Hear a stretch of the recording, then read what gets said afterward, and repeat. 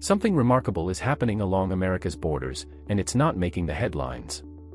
Cities that once thrived on cross-border trade, tourism, and cultural exchange are quietly turning away from the U.S. in search of new economic lifelines. These communities have long been the meeting points where two nations come together.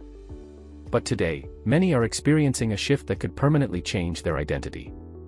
For decades, these places were defined by the sound of truck engines rumbling over bridges, families from both sides crossing for weekend shopping trips, and tourists filling hotels just to be near famous landmarks. Now, that background noise is fading. Hotels that once buzzed with travelers now stand half-empty. Restaurants and shops that depended on cross-border customers are struggling to keep the lights on. The reasons are layered: a tourism collapse driven by shifting travel patterns, a trade crisis fueled by tariffs and import restrictions, and a slow erosion of consumer confidence on both sides of the border. And behind the numbers are the human stories, the shop owners, truck drivers, hotel workers, and tour guides whose livelihoods hang in the balance. Before we dive deep, don't forget to subscribe, tap the notification bell, and give this video a like so you never miss our in-depth breakdowns on how global changes impact local communities. 1. Laredo, Texas, losing its lifeline. Laredo has always been a trade powerhouse, sitting on one of the busiest land ports in the United States. Nearly half of all U.S.-Mexico truck crossings happen here. Billions of dollars worth of goods, everything from electronics and auto parts to produce, cross this city's bridges each year. For years, that constant movement kept the local economy humming. Customs brokers, warehouse workers, and logistics companies thrived. Restaurants stayed busy serving drivers on long hauls, and small shops along the main streets benefited from Mexican customers coming north to shop for American goods. But over the past few years, things have changed. Tariffs on steel, aluminum, and agricultural products have made goods more expensive, and retaliatory tariffs from Mexico have reduced demand for U.S. exports. Longer customs inspections, meant to address security concerns, have slowed traffic to a crawl. Truck drivers who once crossed in hours now sometimes wait an entire day before making it through. That extra time costs money, in fuel, wages, and missed delivery windows. For smaller companies, those costs can mean the difference between staying in business and shutting down. Retail stores, once full of Mexican shoppers, now report double-digit drops in sales. The Mexican peso's fluctuating value makes American products less affordable, driving even loyal customers away. Laredo's leaders are scrambling to adapt, courting other industries, exploring manufacturing partnerships, and pushing for infrastructure upgrades. But for a city so deeply tied to cross-border trade, the road ahead is uncertain. 2. Niagara Falls, New York, empty hotels by the water. Niagara Falls has always been a place where nature's power draws millions of visitors. The American side, in particular, has relied heavily on Canadian tourists crossing over for day trips and weekend getaways. The falls themselves are still as magnificent as ever, but the streets around them tell a different story. Tour buses that once lined up for hours are fewer in number. Hotels that used to report 90% occupancy during peak season are now struggling to fill rooms. The Canadian dollar's weaker exchange rate means that every purchase costs more for visitors from across the border, making them less likely to spend on extras like dining out or souvenirs. On top of that, new import restrictions have made cross-border shopping less appealing. Canadians who once filled their trunks with U.S. goods are thinking twice, especially with tighter customs checks adding more time to the trip. Souvenir shops along the river, some family-run for generations, are closing their doors. Local officials have tried to revive tourism with festivals, discounted hotel packages, and aggressive advertising campaigns. But without a steady flow of Canadian visitors, the city is struggling to recapture its old energy. Residents worry that if this decline continues, it could lead to a permanent downturn in one of America's most iconic tourist destinations.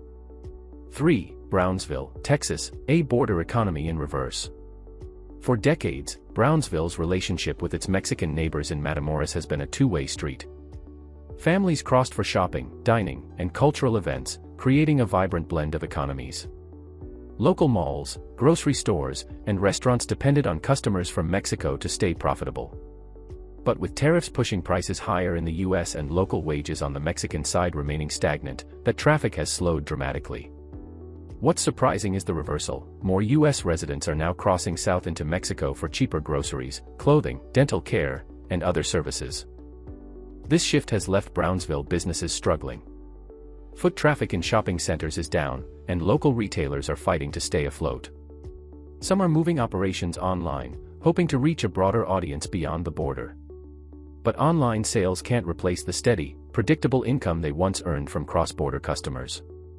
Community leaders are exploring tourism opportunities that don't depend solely on international visitors, such as promoting ecotourism along the Rio Grande and hosting cultural festivals to draw domestic travelers.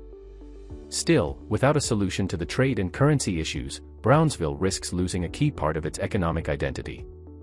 4. Blaine, Washington, waiting for Canadians who never come.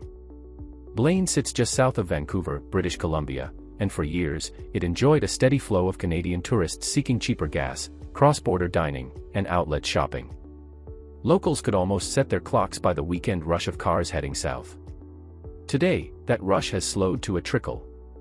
Stricter customs inspections have added delays, and higher costs on goods due to tariffs have reduced the savings Canadians once enjoyed. Add in fluctuating exchange rates, and the incentive to make the trip has all but disappeared. Restaurants that once catered to Canadian diners are cutting back hours, while some gas stations have closed entirely. The local marina, which relied on Canadian boat owners renting slips, has seen occupancy drop sharply. Even small businesses like hair salons and auto repair shops, which once served cross-border clients, are feeling the pinch. City officials are working on development projects to make Blaine more self-sufficient, such as expanding local parks and building a stronger food tourism industry.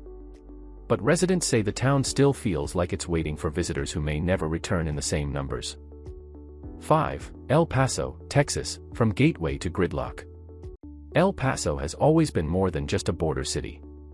It's a cultural hub, a trade connector, and a community deeply linked with its sister city, Ciudad Juarez.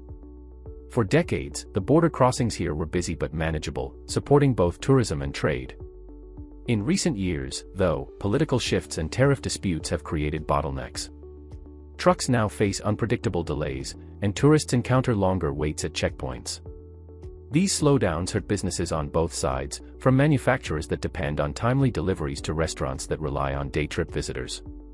Tourism boards have responded with aggressive marketing campaigns, highlighting El Paso's rich history, art scene, and food culture.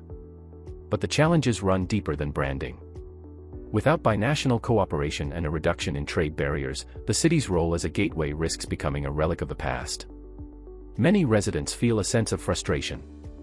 They know El Paso's potential, but they also know that in a global economy increasingly defined by division rather than connection, even the strongest cross-border relationships can be strained.